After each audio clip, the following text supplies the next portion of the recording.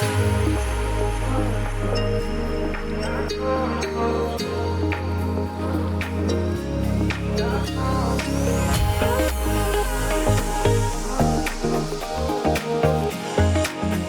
morning everyone, this is your cooking mommy Francie. This time I'll be planting kangkong. And ito, ayan, pinutol-putol ko lang siya sa gugulayin ko. Yan, dalawang bungkos yan eh. Dalawang siya, tali-tali. Tara, join me. Samahan niyo akong magtanim naman. Cooking mommy naman is a farmer. Lahat na lang pinasok dito sa Taiwan. Okay guys, let's go! Okay guys, I'm here na dito sa maliit kong farm. Ayan. Yan lang. Ayan, sa styrofoam ko lang siya itatanim. Medyo umuulan, kaya nagsuot ako ng jacket. I'll be wearing my hand gloves para hindi madumi ng aking malagis na kandila. Kandila na natuluan. Ito ididigdig daw muna, sabi ni Amo. Hapuan muna. Loosen the soil para maganda ang kulay. Okay, bilisan natin at baka ulan na. Tanim ko siya pampapayat yung kangkong. Meron ditong kangkong matataba naman. Tanim ko ng bungkus-bungkus.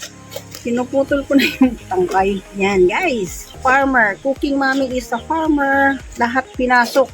Sa alaga, caretaker, nangahoy, nagtanim, nagmadyong, tumubo sana sila. Yan, magtanim ay di biro, mag-ani at magluto.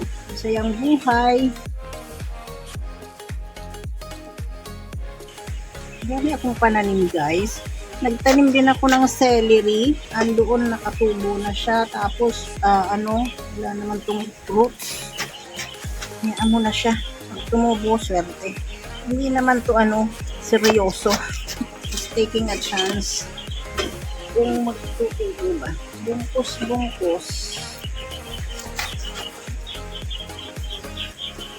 Sabi ni Amo, sa akin na lang daw siya bibili ng spring onions. Kasi nagmahal dito yung spring onions.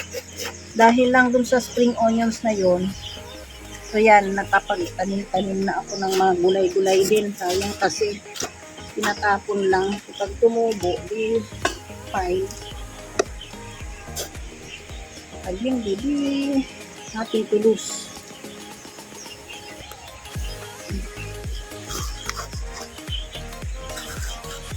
Let's watch and see this.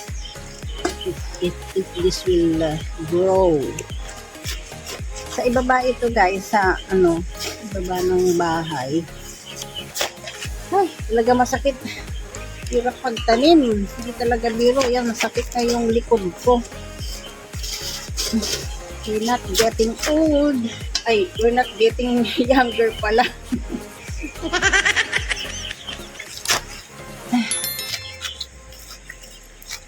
So, just enjoying my life. Here, anything that I can do to make us happy.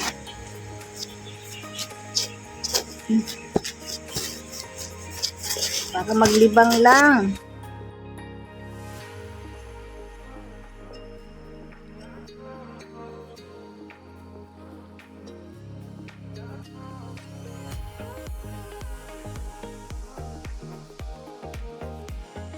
Dan, may tanim. Yan. Itatanim na ka-lipstick. Here it is. Sana tumubo siya. Sila. See it? Okay. Let's watch this after a few days siguro or weeks. And then I'll show you. So this is the surroundings here. Yan. Akyat hagdanan. Pababa, paakyat. Okay, pasyal kayo dito. Ayan tinanim, ito din guys, itinanim ko rin ito, mga halaman. And then may mga siningit-singit akong mga kamote, ayan. Hindi ko alam kung may yan, bunga, ano ba yan, laman. Ayan. Dati ko naman yung tinanim mga ilang months ago na. 3-4 months ago na siguro. Yan yung aking kamote. Nangangamote na si Cookie. Nangangamote sa Taiwan. Ayan si kamote ko. Hindi ko alam guys kung meron siyang laman. I'm not trying to dig it. Okay. Abangan natin ang susunod na kabanata. Yan. Let's wait for it. And these are my celeries na tanim. Yan. Ang lago na niya. And also, I have here the kauchancha. Parang ano siya. Basil leaves yata ito. Pwede itong ano guys, pag nagluluto ng eggplant, ng talong. Ayan, ito nilalagay, mabango siya. Para siyang ano, basil leaves. Pero fresh. Ayan. Ayan, oh, ang ganda ng aking celeries. These are my spring onions. Ayan, nangapuputol siya. Sila kasi umuulan lagi dito. And then, harvested many times dito na. Ayan, tanggalin ko na. Harvest ko na ito. Ayan. So, konti na lang siya dito. Spring onions din yan. With celeries din. Now, look at this guys. Ito yung una-una kong mga tinanim yung spring onions lang sana. Mga dulo. Ayan, so nagtuloy-tuloy na. Pati na yung mga tanim-tanim kong mga kangkong. In here. Also, ayan. Kung saan lang merong space, hindi ko siya itinatanim. Ayan, yung isa lang. Dalawa. And here, ayan, spring onions pa rin. Dito yung unang-una kong itinanim. Nag-experiment lang ako. Kasi nga, dumadaing sila na mahal daw yung spring onions. Ayan, may bulak-bulak siya. Bulak-bulak. And here, celery din. Ayan, marami akong celeries. Okay, let's wait for it. Hi guys, ito na yung aking kangkong. Ito, napitas ko na yung iba. Kalimutan ko kasi ipakita sa inyo. Ayan. O, igugulay ko na siya. Ayan. So, pitasin ko na daw. Kasi magiging lawlaw. Kaya magiging old. Kangkong dito payat-payat to. So, after a month, more or less, 1 month. Ayan. Meron na akong gugulayin. Tuwang-tuwa sila. Hindi na daw sila bibili ng gulay.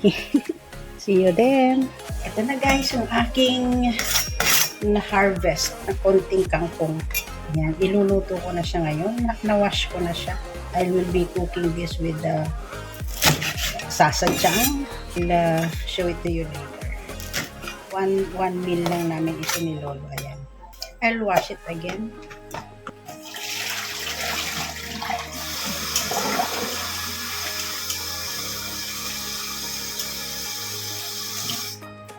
This here.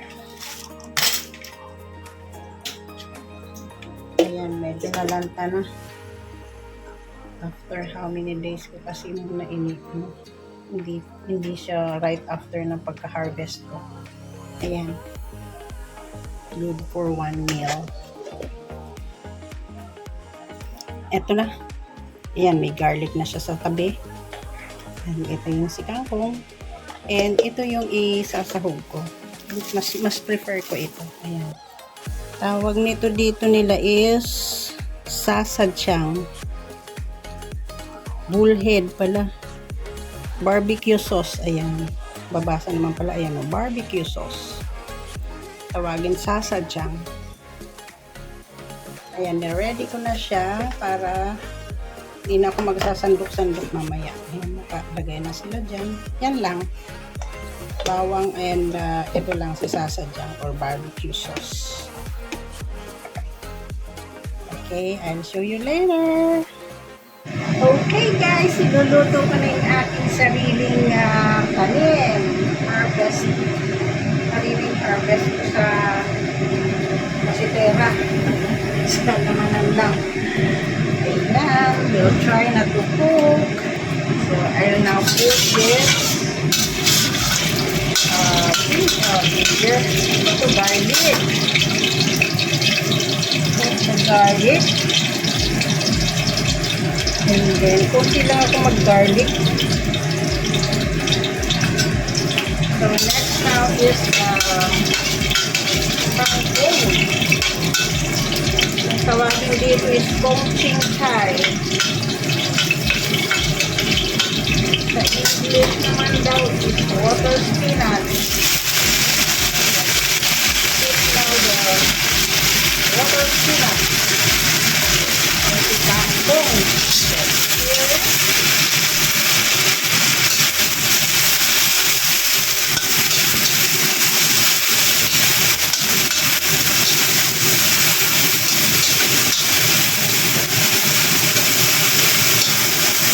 Add some water to cook.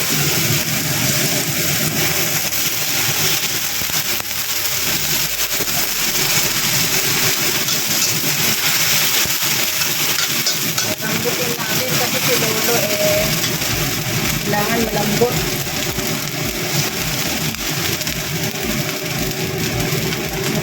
Atin si Lolo. Okay, let's wait muna ha.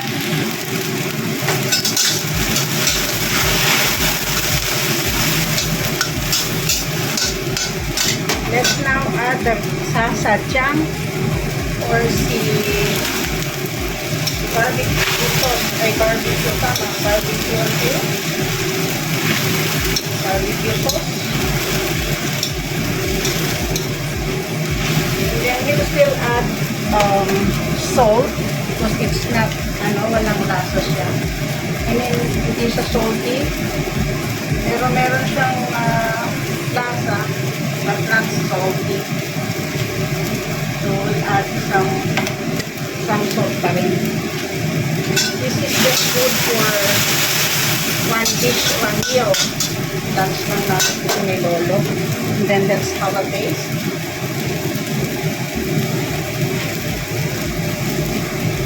And just enough. Enough lang. Ang pagkakatin lang. And it is cooked. Done. Oh, diba? Wala siyang mayaw kung tawagin dito. Yung spray, spray. Pamatay ng mga insect. Natural lang kanyang ni Cooking Mommy Francie. Yay! Here it is. Oh, see? Okay guys, ito na yung aking niluto. Yan. Ay, yummy. Yummy, yummy. Oh, see? Okay, so magtanim na tayo. Para meron tayong iniluluto, hindi na tayo kailangang bumili. No need to buy vegetables. Aray ko, napapaso na ako. So, this is your Cooking Mommy Francie saying may God bless us all and thank you so much for watching and na-share ko na sa inyo how to plant. Ibaba ko na kasi mainit. Aray ko. The vegetables. Yun lang, simple lang. Ayan, nagtatanim na farmer naman ngayon si Cooking Mommy Francie dito sa Taiwan. So, see you guys. See you then. See you in my next video. Bye everyone!